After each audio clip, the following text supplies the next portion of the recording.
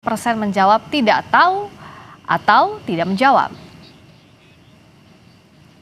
5 alasan teratas mengapa responden puas dengan kinerja Prabowo. Pertama, 17,5 responden atau 17,5% responden puas terhadap pemberantasan korupsi. Kedua, 15,6% responden puas karena Prabowo sering memberi bantuan. 11% karena program kerja bagus. 10,5% puas karena kinerja bagus, sudah ada bukti kerjanya.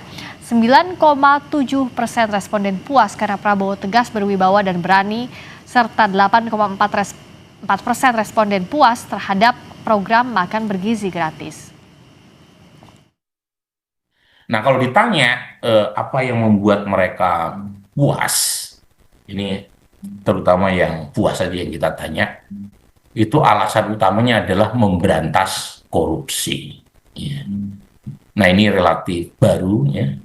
Sebelumnya Pak Prabowo umumnya dianggap tegas sebagai faktor yang membuat dirinya dipersepsi baik atau puas ya di mata pemilih. Belakangan sejak Oktober 2025 itu variabel yang dianggap paling banyak menentukan kepuasan di kalangan mereka yang puas sama Pak Prabowo itu memberantas korupsi.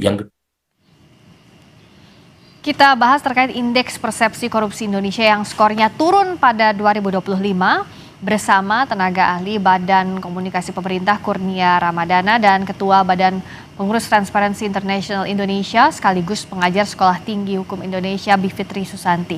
Selamat malam Mbak Bivitri juga Mas Kurnia. Selamat malam Mbak Priska, selamat malam Mbak Bibip. Selamat malam, saya ke Mbak Bibip dulu. Kalau dari Transparency International Indonesia, catatan kritis dengan turunnya indeks persepsi korupsi ini apa saja Mbak Bivitri? Pertama pasti ini bagi banyak orang barangkali tidak mengejutkan ya karena melihat situasi pada hari ini. Tapi kalau kita lihat dengan apa yang diklaim oleh pemerintah, jadi menarik untuk melihatnya. Karena yang diklaim, yang dipertontonkan adalah biasanya tumpukan uang di belakang seorang tersangka korupsi. Dan yang digaungkan adalah kerugian negara yang bisa diselamatkan. Tapi ternyata terbukti, karena ini objektif ya, ini sudah dari tahun 1995 dilakukan, ternyata ada penurunan dan penurunannya sangat signifikan, 3 poin dan 10 peringkat. Yang kedua, kami juga mencatat bahwa ini semua jeleknya skor indeks persepsi korupsi ini disebabkan salah satunya yang paling kuat adalah menyempitnya ruang kritik dan keterbukaan di kalangan masyarakat sipil. Jadi tidak bisa lagi ada yang memberikan masukan, langsung dicap antek asing dan lain sebagainya. Itu berkontribusi pada situasi ini. Makanya di tren di seluruh dunia adalah biasanya negara-negara yang memang demokrasinya sedang menurun. Jadi ada Variety of Democracy Index yang digunakan juga dalam hitung-hitungan atau metodologi CPI ini yang menunjukkan bahwa ada konsistensi. Semakin tidak demokratis suatu negara, maka angka indeks persepsi korupsinya akan semakin menurun. Nah, saya ke Mas Kurnia dengan catatan kritis tadi tumpukan uang saat ada rilis kasus yang diungkap ternyata tidak serta-merta bisa mengerek naik indeks persepsi korupsi. Di sisi lain juga ada ruang kritik yang tidak diberikan secara maksimal. Ini pun jadi salah satu muara kenapa indeks persepsi korupsi kita turun. Bagaimana dari pemerintah, apa yang sudah dan akan dilakukan?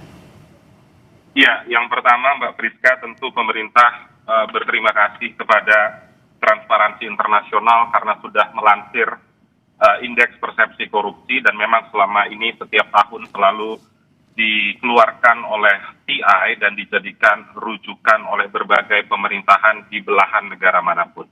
Karena memang pada dasarnya berdasarkan Undang-Undang Tindak Pidana Korupsi, peran serta masyarakat itu dijamin. Salah satunya dengan mengeluarkan penelitian, riset, dan lain sebagainya. Meskipun Mbak Priska, dalam waktu yang bersamaan atau paling tidak 3 hari terakhir, juga ada survei juga dari indikator politik yang disampaikan salah satu tingkat kepercayaan masyarakat kepada pemerintahan adalah soal pemberantasan korupsi. Namun baik Transparansi Internasional maupun indikator, dua-duanya diambil oleh pemerintah dan akan dilihat juga dievaluasi. Misalnya terkait dengan aspek penegakan hukum, misalnya dalam konteks memperlihatkan uang, sama sekali saya rasa tidak ada niatan untuk menaikkan approval rating misalnya. Memperlihatkan uang itu sebenarnya dalam konteks transparansi kerja aparat penegak hukum. Karena memang secara faktual, dana yang ditumpuk itu diserahkan secara langsung ke negara melalui Kementerian Keuangan. Dan juga dalam hal ini, pemerintah juga penting menyampaikan progres kerja penegakan hukum. Sepanjang tahun 2025, Mbak Priska, pemerintah melalui aparat penegak hukum sudah memulihkan kerugian dalam konteks aset recovery sebesar 28,6 triliun rupiah yang disumbang atau dikerjakan oleh 3 aparat penegak hukum.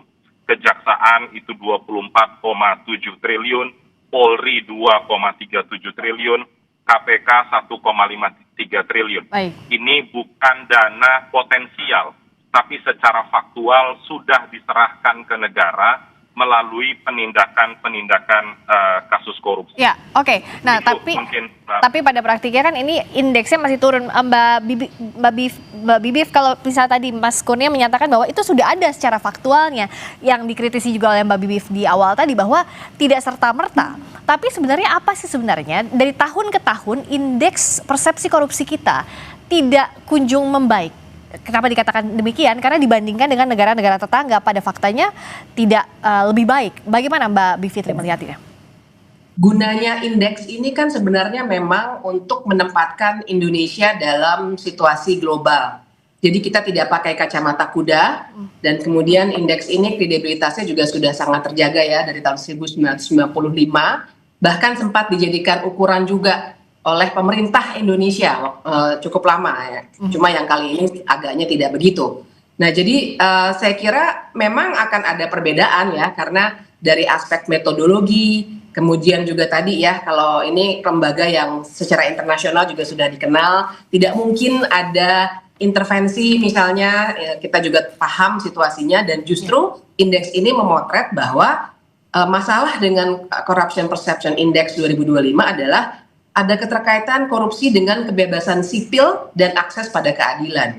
Nah, kebebasan sipil ini kan juga bisa menyoroti bagaimana kalau tadi ada data yang disampaikan, tapi sebenarnya belum pernah ada klarifikasi lebih jauh sebenarnya apakah upaya pemberantasan korupsi itu punya dampak yang signifikan pada kehidupan warga atau tidak. Nah, yang harus diperhatikan, memang sumber data dari indeks persepsi korupsi ini menarik sekali. Ada World Justice Project, jadi indeks negara hukum, kemudian juga ada datanya Economist Intelligence Unit, Country Risk, World Economic Forum, dan lain sebagainya. Ada 13 sumber data. Artinya memang ini objektif sekali dan ukurannya standar di semua negara yang diteliti.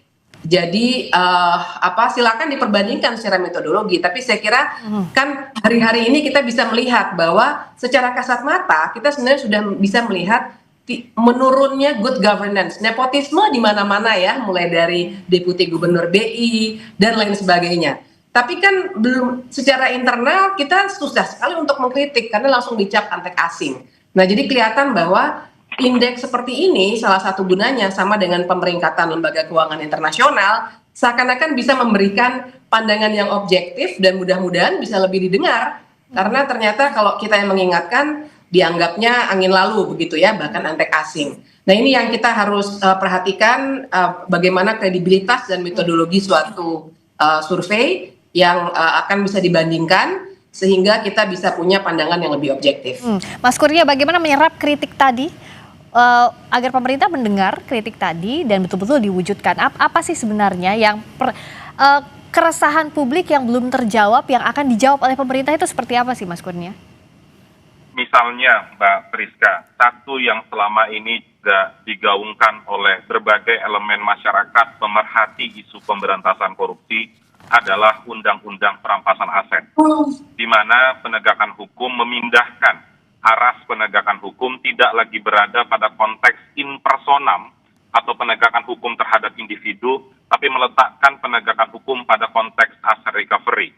Dan selama ini pemerintah 1 tahun terakhir juga sudah menyuarakan tentang agar undang-undang perampasan aset ini segera diundangkan, dan sependek pengetahuan saya, Mbak Priska, 2 atau 3 minggu yang lalu pembahasan itu sudah dimulai di DPR antara Badan Keahlian DPR bersama dengan Komisi 3. Dan di sana saya rasa pemerintah komit mendukung pengundangan undang-undang perampasan aset. Saya rasa itu satu bonggol besar terkait dengan pekerjaan rumah legislasi pemberantasan korupsi yang pemerintah akan support di tahun 2026. Itu Mbak Priska. Apakah bisa dikatakan sebagai salah satu good move dari pemerintah, Mbak Bivitri, dengan RUU perampasan aset misalnya? Ya, kita mesti lihat implementasinya, karena adanya undang-undang itu tidak bisa langsung kita simpulkan bahwa perbaikan sudah terjadi.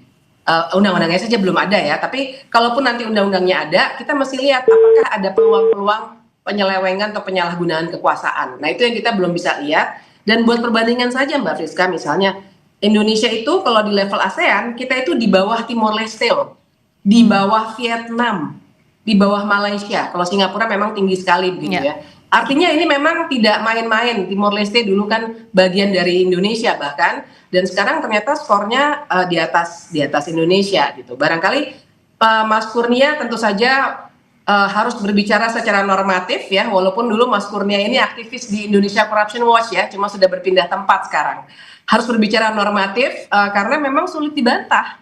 Karena indeks ini sesuatu yang bahkan ditunggu-tunggu biasanya untuk mendapatkan ukuran-ukuran objektif. Jadi sekali lagi kalau pertanyaannya mau bikin undang-undang dan lain sebagainya, saya kira tidak akan bisa menjawab secara serta-merta. Kita sambut saja dulu, tapi kita jangan cepat terharu begitu, tetap skeptis untuk melihat nanti pelaksanaannya seperti apa. Nah, Mas Kurnia apakah masih tersambung? Tadi tampaknya sempat terputus. Oke, masih terputus. Jadi kalau Mbak Bivitri lihat, tadi kan kalau pemerintah ada RUU perampasan aset. Untuk menuju ke indeks persepsi korupsi yang lebih baik tentu ada banyak PR. Kalaupun tadi ya RUU perampasan aset yang beberapa waktu terakhir ini masih mandek, apa yang publik bisa awasi agar nanti tidak ketok palu baru ribut seperti beberapa poin sebelumnya yang sempat kita bahas, undang-undang yang pada akhirnya juga tidak diterima oleh masyarakat sipil, kan ada beberapa hal yang dianggap tidak menampung aspirasi masyarakat. Nah, apa yang harus dilakukan? Misalnya soal RUU perampasan aset saja. Iya, untuk RUU perampasan aset ini kan yang masih harus kita awasi adalah bagaimana dengan penegakan hukumnya. Dalam hal ini begini, nanti kan kalau ada undang-undang perampasan aset, maka aset itu bisa disita tanpa ada kasus korupsinya harus jalan duluan dan inkrah duluan gitu ya, berkekuatan hukum duluan, tidak perlu. Jadinya seakan-akan itu kasusnya perdata. Tapi artinya itu akan dijalankan oleh Kejaksaan Agung sebagai pengacara negara. Ya. Nah, artinya kita tahu ada masalah reformasi juga yang belum selesai di semua aparat penegak hukum kita. Misalnya ini yang harus kita perhatikan karena aset koruptor pasti luar biasa besarnya dan artinya transparansinya harus luar biasa dan kita semua warga harus bisa mengawasi kalau ada penyelewengan. Itu PR besar memang Mbak Friska. Dan singkat Mbak Bivitri, sayang sekali Mas Kurnia tadi sudah terputus komunikasinya. Tapi yang jelas apa yang ingin dititipkan kepada pemerintah untuk serius menyikapi indeks persepsi korupsi Indonesia, karena yang kita inginkan tentu kan angkanya semakin baik tahun ke tahun. Ya, kita kan pernah punya yang cukup tinggi dulu 2019 dan itu dikarenakan sebenarnya salah satunya karena kita punya lembaga yang independen seperti KPK. Okay. Nah, jadi barangkali kalau memang harus dibuatkan pesan pendek, pertama tentu saja tolong janganlah jadikan pemberantasan korupsi sebagai upaya untuk menghukum lawan-lawan politik, jadi politisasi korupsi. Kemudian yang kedua juga itu civic space atau kebebasan berpendapat, bila kita bisa mengkritik, memberikan masukan, ada korupsi di berbagai tempat, itu harus dibuka luas. Jangan ada ancaman dan intimidasi pada masyarakat sipil. Tanpa itu semua, ya ini saya kira tidak akan bisa lebih tinggi lagi ini indeks persepsi korupsi ini, Mbak Friska. Terima kasih Mbak Bivitri Susanti sudah bergabung di Sapa Indonesia Malam. Sebelumnya ada Mas Kurnia Ramadana juga yang saat ini menjadi tenaga ahli utama Badan Komunikasi Pemerintah. Mbak Bivitri, terima kasih. Selamat malam. Sampai ketemu lagi. Terima kasih. Berikutnya saudara, kami kembali dengan sorotan lainnya. Masih di Sapa Indonesia Malam. Kebakaran lahan membuat kabut asap semakin meluas di Mempawah, Kalimantan Barat. Usai jeda.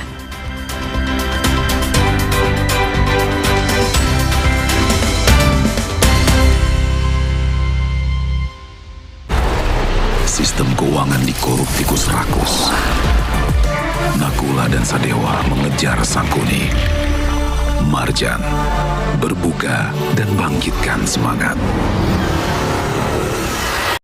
Gurihnya creamy latte, kalau belum coba, pasti nggak nyangka. Terbuat dari kopi Great Brazil dan susu New Zealand, bikin kopinya gurih. Iya, gurih. Penasaran kan? Coba deh, pasti nggak nyangka. Creamy latte, kopi latte, gurih. Tuh, tiap hari minta biskuit. Aku percayanya Roma Kelapa. Ada vitamin B, E, dan kalsium. Gurih manisnya asli kelapa. Nutrisinya pasti, Kalau enaknya, terbukti. Pasti Roma Kelapa. Kalau puasa, siang berasa lemes. Kenapa ya, Ma? Itu karena badan adek kekurangan mineral, apalagi saat puasa. Oh, gitu ya, Ma? Makanya minum Le Mineral yang cukup saat sahur dan berbuka. Le Mineral mengandung mineral esensial yang diperlukan tubuh untuk beraktivitas selama puasa. Alhamdulillah, puasa jadi ringan ya, Ma? Le Mineral, penuhi kebutuhan mineral selama berpuasa. Pisang. Udah gak sabar makan Oreo ya? Gini caranya makan Oreo. Diputar, dijilat, dicelupin. Sistem keuangan dikorup tikus rakus. Nakula dan Sadewa mengejar Sangkuni.